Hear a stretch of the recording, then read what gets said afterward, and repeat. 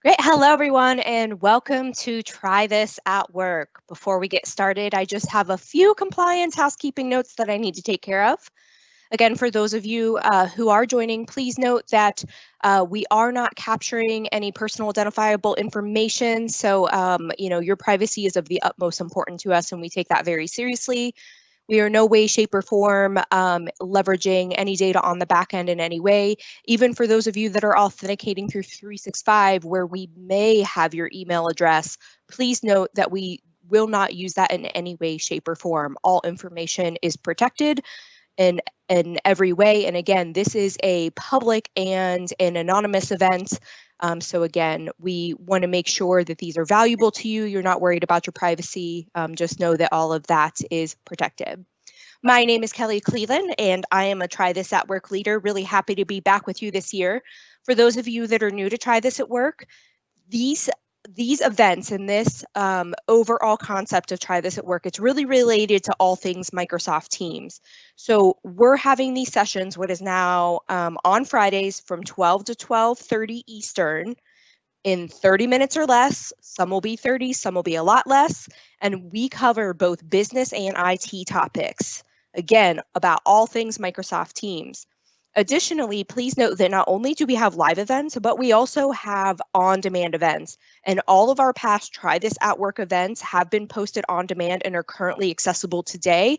Just go to http://trythisat.work and you can access that via the on-demand tab. With me today, I'm really excited to share, is the newest leader of Try This at Work, Scott Rendell. He has many years of experience as a voice technical specialist and will be leading our 3-part voice series, starting with today's part 1 session, What You Need to Know. Additionally, please feel free to submit your questions to Scott in the Q&A box. We're going to be taking questions throughout the session. We know voice is a hot topic right now. We want to make sure that you walk away feeling informed. With that, I'm happy to hand it over to you, Scott. Hey, Kelly, thanks a lot. Hi, everybody. Glad to be here today. Really excited for this 3-part series that we put together. So I'm not going to take up any more of your time. We're going to move right into it. So from an agenda standpoint, we're going to talk about voice versus VoIP, or voice over IP. We're going to talk about the fact that Microsoft is a CLEC now. And what is that anyway?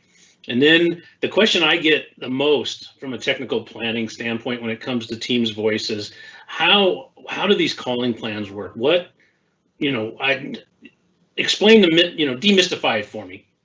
And then of course we'll have a Q&A at the end, but we can do questions all throughout if you like.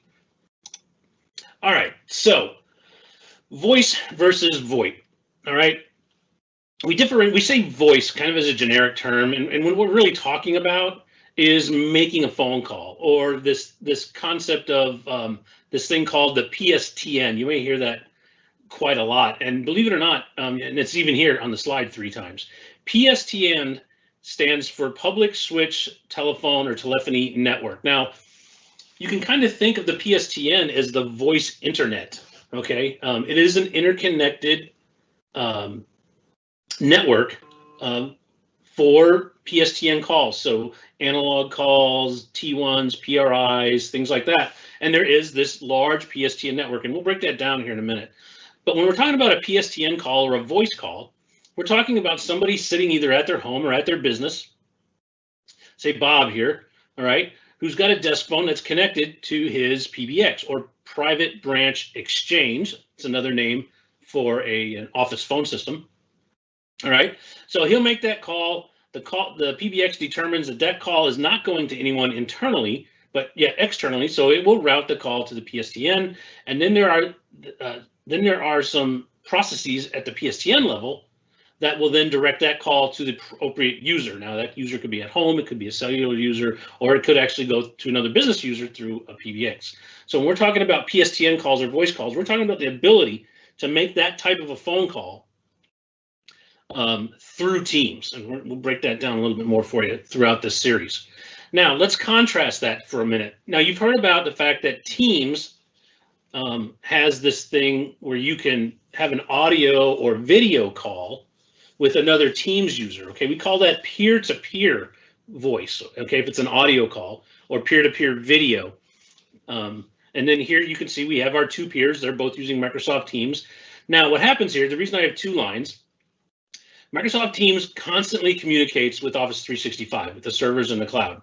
But when it comes to a voice or a media connection, in other words, if I want to call Kelly, or if Kelly wants to call me, or if we want to have a video call, the call setup information goes to Office 365 to make sure we're both available, that the call can be routed. And then what it does is it sets up a media path, a separate media path based on our location. So let's say we're both in the same building. This media path would be on the local area network. Okay, and there's a whole lot of different paths that you could take depending on where you are and your firewall configuration and natting and all that. And we're not going to get into that. Just understand that peer-to-peer voice deals with the fact that a Teams client is calling another Teams client. Okay, and contrast that to our PSTN voice where it goes out over the voice network. Now then, Microsoft is a CLEC. What the heck is a CLEC? Well, CLEC is an acronym that stands for Competitive Local Exchange Carrier. And contrast that to an ILEC, an incumbent local exchange carrier, not so much prevalent anymore. Back in the days where we had your regular phone company and then competitive phone companies would come in, Verizon was an ILEC in many places, and then CLECs would come in, and offer competitive services. CLEC basically just means it's a phone company. That's all we're talking about. So you have some various different phone companies here: AT&T, Frontier, Bandwidth, Verizon, Ring Central, and now, hey, Microsoft is a CLEC. Now, we talked earlier about how calls route. All of these CLECs or ILECs, all these phone companies will subscribe to a centralized telephony database. Now, that database holds all the numbers in a region, okay, say the United States or the North American dial plan. And what happens is when you go to make a phone call, let's say we're a Teams client and we're voice enabled, we go to make a phone call. The first thing that's going to happen is the Microsoft switch is going to look to see, is that a Microsoft number or not?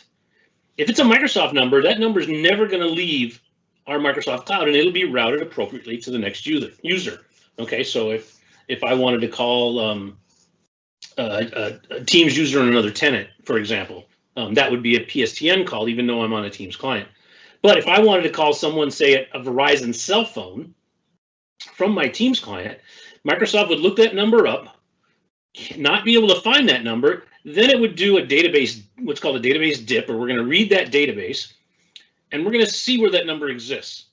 And we're going to find out the route for that number, and then through the messaging and things like that and media, that'll all get set up and the call will get routed to that Verizon person. And this happens all day, every day. It goes on in the background. We don't know that it's happening, but that's what happens. Now, there's one other piece I'm going to talk about because we're a CLEC, and that is another question that I get that's called porting or telephone number porting. So when we talk about porting, let's say you want to move from AT&T to Verizon. All your phone numbers are on AT&T, you want to move them to Verizon. For that to happen, you have to initiate a port order. Now, your numbers are on AT&T, and you want to go over to Verizon. So what will happen is Verizon becomes what is called the winning carrier. Okay, they will send a message to AT&T requesting that port, saying you guys are going to lose these numbers. And then they will negotiate to then have a date where those numbers get transferred. Now, when those numbers get transferred, these databases get updated. So the AT&T internal database gets updated, this database gets updated, and the Verizon database gets updated. That way, if someone from Microsoft, who previously would call AT&T with a certain phone number, if that Microsoft person dialed that number after the port, it would now see the new route for that. So when we're talking about porting, it's the process of moving phone numbers from one carrier to another. All right, and Microsoft does this all the time now. So for our Microsoft customers, we have a porting process that if you want to know more, you can always reach out to your Modern Work specialist or Modern Work technical specialist. Now, you might say to me, Scott, it's great that Microsoft is a CLEC now, but where? Okay, because I've heard you guys aren't everywhere. Well, that's true. We are only a CLEC in certain places. So you can see the list here on the map. Okay, and a couple things I want to call out. So these are the current calling plan locations, which means you can get a phone number from Microsoft in those regions. Microsoft can be your phone company. And to do that, you can then do what's called a port from your existing carrier, which will now become the losing carrier, to Microsoft, which will now become the winning carrier. Now, we are super, super excited to talk about the 6 additional countries that are coming on October 1st. So let me just call them out. Austria, Denmark, Italy, Portugal, Sweden, and Switzerland will all have Microsoft calling plans come October 1st of this year. That is really exciting. Hey, now, hey, stop really quick. Yes. Question from the audience. Sure. So there's a lot of countries listed here, but what about other locations? So you're asking what do, say, someone in Africa who wants to do to move to Teams Voice? Yes. So, because Africa's not covered. Okay, that's a great question. Thank you. So for areas that we do not cover, and it seems like quite a lot geographically, doesn't it? It's pretty much all of South America, Africa, and a large chunk of Europe. For that to occur, in other words, for you to use Teams as your telephony client, there's a thing called direct routing. And we're going to go into this more in a future session, but basically direct routing allows you to keep your existing phone lines, and then there is a process in which we set up the route to Microsoft. And again, I don't want to give away the story, but for all areas that we don't cover, fear not, you can still use Microsoft Teams and Teams Voice. You will do it using your existing phone company. And in our next session, we'll talk about how that works. Great question. Thanks, Kelly. All right. Finally, we have these 2 areas here in amber. Okay, that is Australia and Japan. Microsoft has worked out a deal whereas these third-party companies, Telstra and SoftBank, will manage the phone numbers. You'll still get your stuff through Microsoft, your phone numbers through Microsoft, but in the back end, Telstra and SoftBank will be what's called the underlying carrier for that. And again, you can work with your modern work specialist or modern work technical specialist on specifically how that works. All right, so let's say you decide to go with Microsoft as your phone company in one of those areas that we just talked about. How does that work? What exactly do we do here? So I get a lot of questions about this from my customers, and they say, listen, my phone company charges me X amount for local calls and X amount for long distance calls. I want to see the cost comparison with Microsoft. Well, we don't do it that way. Okay, we sell bulk. All right, so we sell these things that are called calling plans, and these calling plans have a fixed amount of minutes per month per user. All right, so the way that works is, and we'll break this down a little bit more, but we have these different plans. So we have a plan where you can assign users 120 minutes. So if they're relatively light outbound callers, okay, and this only applies to outbound calling because inbound calling is unlimited. For outbound calling, if they make less than 120 minutes per month of outbound minutes, that might be the plan for you. Okay, so we have these plans that are domestic, the 120-minute plan. We have our normal. Quick. Yes. You may, sorry to interject, but this is a good question, and I believe you're going to cover this anyway, but just because I want to make sure that questions get answered timely. A question came across that says, if I'm based in country A that is, let's say non-US, for example, and don't have a Microsoft calling plan, can I subscribe to a calling plan from another country, example, the US? Well, you know, that's a really sticky question because technically you can, but from a legal and regulatory state, it's not allowed. Okay, so in other words, you could technically set it up, but from a regulatory standpoint and from a Microsoft policy standpoint, you'd be breaking policy. And to be perfectly honest, I don't know how we deal with that. I guess we probably just notify the customer that that's what's going on, or talk about that when we first set it up. So technically it's allowable, but legally it shouldn't be done. Great, thanks, Scott. Great question. That is one that I get quite often. Okay, So we sell these calling plans in bulk, right? We've got the 120 minute per user per month plan. We've got his 3,000 minute plan or 1,200 minute plan in anywhere outside of the U.S., Puerto Rico, and Canada. And then we've got this domestic with international calling. So with the domestic and international calling, you can make domestic calls and international calls as part of your plan with no extra charge until you exceed the amount of minutes that you have available. With the domestic plans and the 120 minute plan, if you wish to make an international call, you have to set up what are called communication credits. So if you have the communication credit license and set up applied in your tenant, and someone with a domestic only calling plan dials out, then you will have some per minute charges that you can look at. And we have rates as to where you can call and how much those call from a communication credit standpoint. So the only pay-as-you-go type service we offer is this communication credits for international dialing when you only have a domestic calling plan. Or should you ever exceed your minutes, and we're going to talk about that because minutes are pooled together. Should you ever exceed them and you have communication credits, then you will continue to be able to call, but you will then be paying a per minute rate. All right, let me see if I can break this down a little bit better for you in this next slide. So using our domestic calling plan with 3,000 minutes, okay, we have a single user. All right, we buy one license. It's the domestic calling plan license. That license comes with 3,000 outbound minutes. So for a single user, that person gets 3,000 outbound minutes. Now, if we have 10 users and we buy 10 domestic calling plan licenses, those numbers are then pooled together in the tenant. Okay, and they are pooled by tenant, by plan, and by country. I'm going to break that down for you in a minute. Okay, so remember that.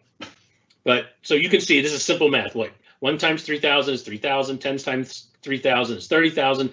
100 times 3,000 is 300,000. I think you get the idea. So these 10 users can use 30,000 minutes among them. Now, some users may only use 100 minutes. Some may use 40,000. Nope, not 40,000. Some may use, say, 8,000 or 9,000 minutes. But as long as these 10 people collectively don't exceed 30,000 minutes, we're good to go. So they can kind of share. So some people might be heavier users, some might be less users, but it all works out in the end.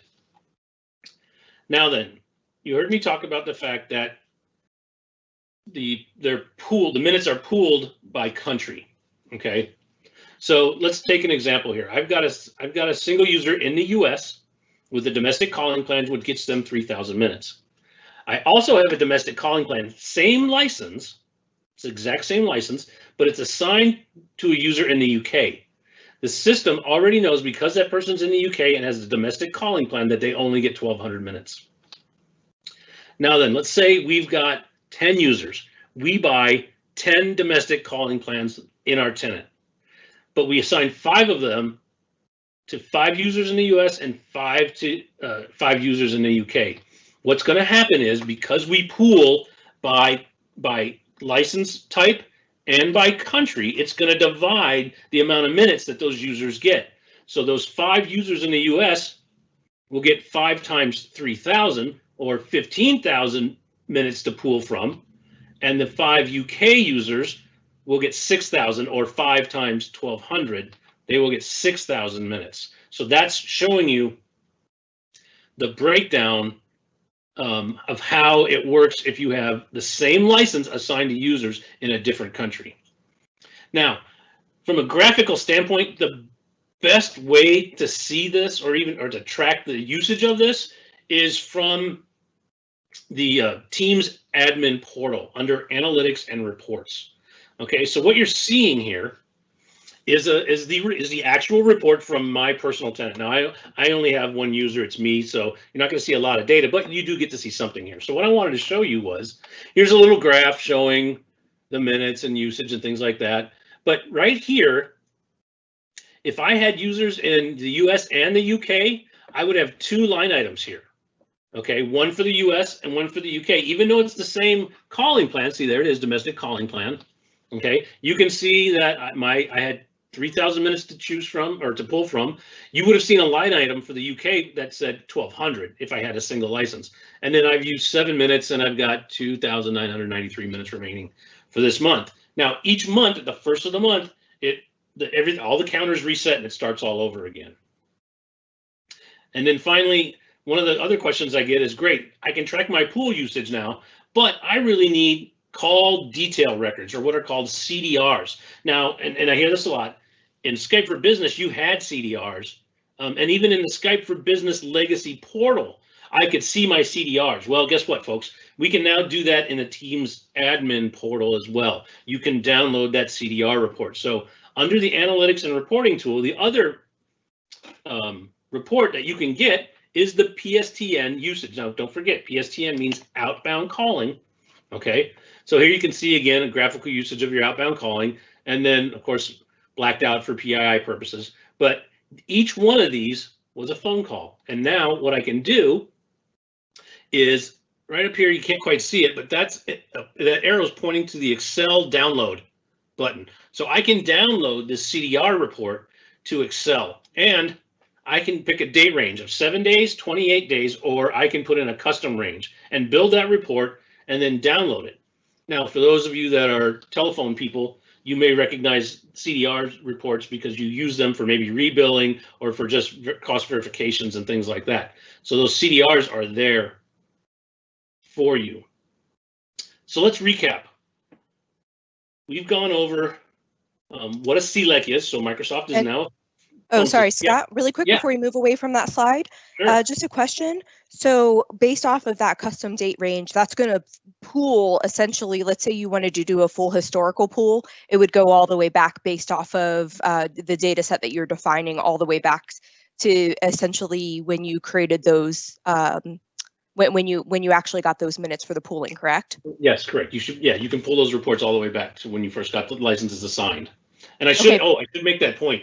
Those pooled minutes are only for licenses that are assigned to users. So if you bought 100 licenses but only assigned it to 10 people, then say for the domestic calling plan, that's 30,000 minutes, not 300,000 minutes. So it only works off of assigned. So once you assign a license, it adds that number of minutes to the pool. And I see a question. Yeah. So point of clarification, minutes are applied to off-net calling only. If I'm a subscriber and I call a person at a different company that also is an MS subscriber, my calls are considered on-net and do not go against any minutes. So yes and no, and I'll clarify. So with Teams and what is called federated chat, you can do what's called a peer-to-peer call with someone outside of your tenant. So in that case, that would occur. Now, we're not there yet, but I understand we're getting there. So if you wanted to call, if you dialed somebody's phone number, not a contact, okay? I mean, not elevating an IM to a call, but if you actually went to your dial pad, dialed a phone number that Microsoft owns that's not in your tenant, would it go off net into the telephony environment and pull from your pool of minutes, or would it be converted to a voice over IP call? We are working on that. So it works inside your tenant first. That's called a reverse number lookup. Okay, but outside your tenant, it doesn't do that yet. But we are looking to implement that, is my understanding, although I don't even know that it's made it to the roadmap yet. Next question, does a CDR for the calling plans and direct routing need to be downloaded separately? Can you download all one? Does it go traffic, peer-to-peer, and federated call? That's an excellent question. CDRs, I believe, are only for PSTN calls. And then there are other reports that you can generate for, say, peer-to-peer calls or federated calls. Now, for direct routing, a lot of that stuff is still being processed and implemented. Actually, I think they're just releasing direct routing calls into CDRs. You can certainly reach out to your modern work specialist or technical specialist and have them follow up on that question for you. But excellent questions, everybody. Kelly, anything else out there?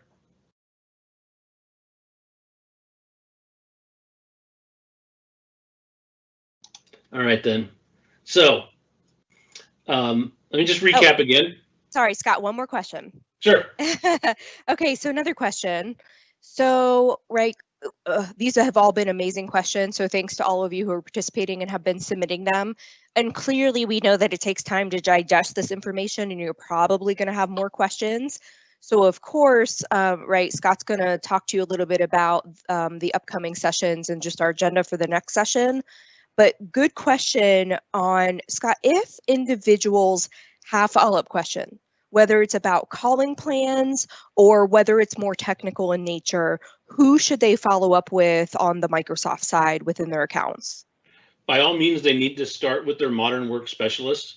But if they don't have a relationship with that individual, or they only know who their modern work technical specialist is, they can certainly do that. They may know who their TAM or CSAM is. You can start with that. But if you know your modern work specialist, definitely start there. They're going to have the best amount of information for you and probably get there the quickest. Whereas maybe a TAM or CSAM would have to go look somebody up, or even an ATS or an AE might have to look somebody up. But definitely start with your modern work specialist. Great, thank you. All right, so we're getting towards the bottom of the hour. Of course, keep your questions coming in, but I want to give you a teaser of next week. So for part 2, we're going to talk about clients and devices. So all of the things that can connect to Teams that can allow you to make these types of calls that we've just talked about today. We're going to take a little bit deeper dive into direct routing. Now, granted, this is all higher level stuff, but we'll show you how it works, show you some of the secret sauce on the inside of it. We're going to talk about licensing. Now, today we talked about the calling plans, which in fact are licenses, but we're going to break that down a little bit more for you, and then of course Q&A. So with that, we are at the bottom of the hour. I thank you very, very much for your time. And hey, you know what? Thanks for joining. And just remember, www.trythisat.work for those on-demand sessions. Thank you very much. Great. Thanks so much, Scott. And thanks everyone else. Have a great day.